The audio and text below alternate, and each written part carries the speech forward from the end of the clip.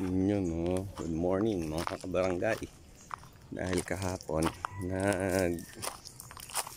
paputol tayo ng mahogany dito, paghahanda dito sa paggagawa kong bahay ng mga native chicken.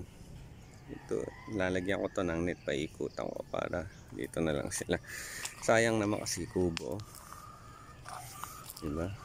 Pwede nilang gawing bahay yan. Mga native chicken ang ilalagay ko. Ayan, dito nakapwesto yung mahogany. Yan yung mga pinagputulan, kasi ito yung mga kahoy na nakuha ko. Medyo malaki-laki din yung nagastos dito. Ayan, ayan yung mga magagawing pamoste. Lalaki ng pamoste dito. Pantutukod ko lang sa bahay ng manok yan. Pero dito sa ilalagay kong poste dito is tubo. Bibili ko ng tubo. Ito lalagyan ko ng lona para yun na lang bubong niya. Iayos din to. Ayan. Ito yung mga nabili. Ito yung nakuha kong pamoste. Ito yung pamoste ko dun sa nasirang kulungan. Yan. Yun, nakapagpatis-tis din. Mga kahis na nakuha. Ayan yung, yung mga dahon ng kalat. Ayan. O, diba? O, ha? Dami yun, no? Ayun po yung tatlo pang natira.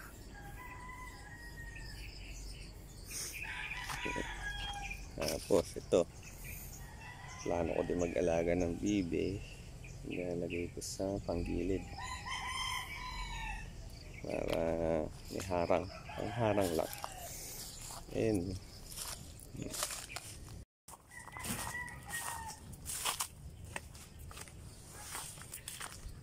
Ito, maraming kong plano dito mga kabarangay. Ayan, oh.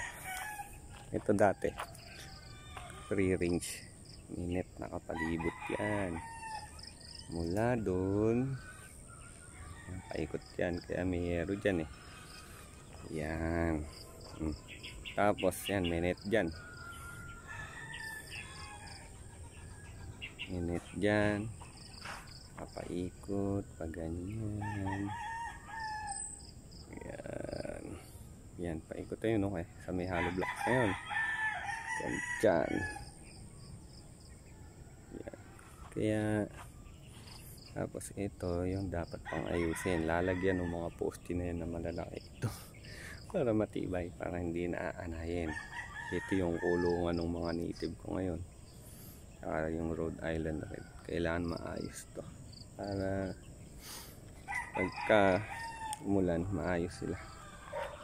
Yan, oh. Diba sira-sira na, kasi matagal na to. Meron na tong siguro 3 taon nung nag-pandemic ko to pinaayos. Wala mapaglimaan, nag-alaga ng manok.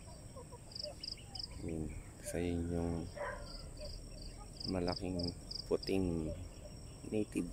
Yun, oh. Yan. Tapos ito, may bubong na yan. Lalagyan ko din ng malalaking poste. Yung nakuha na mahogany. Kasi ipaikutan ko to ng yero ko. Tsaka gagawin kong lagayan ng brooder para yung mga sisiw dito sa loob nyan. O, ha? Pero pagka plano ko din mag-alaga ng bibe. Yung bibe, yan, ito likod ng siap. Dito ko plano para maganda bibi dito eh. Hindi na ganong gagawa ng dito.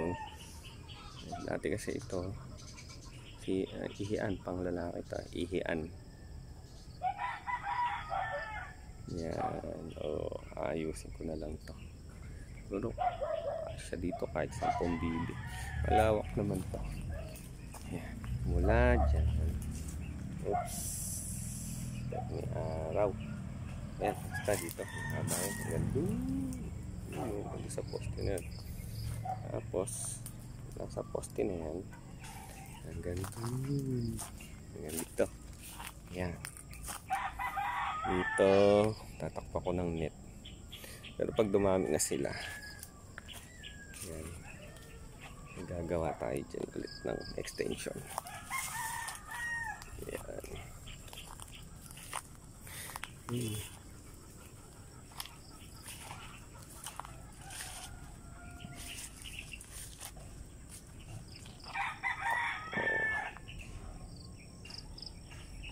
Marami ditong puno.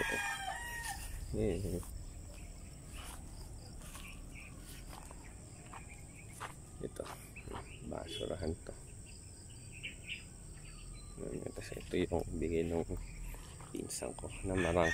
Kailan, yun o, ganda na o. Marang. Kwento eh, parang langka, kamansi. Pero masarap to, matamis daw.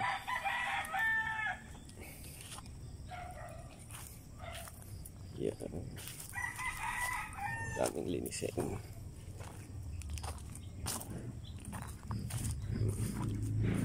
Ikot muna. Medyo madumi, hindi pa naasigaso.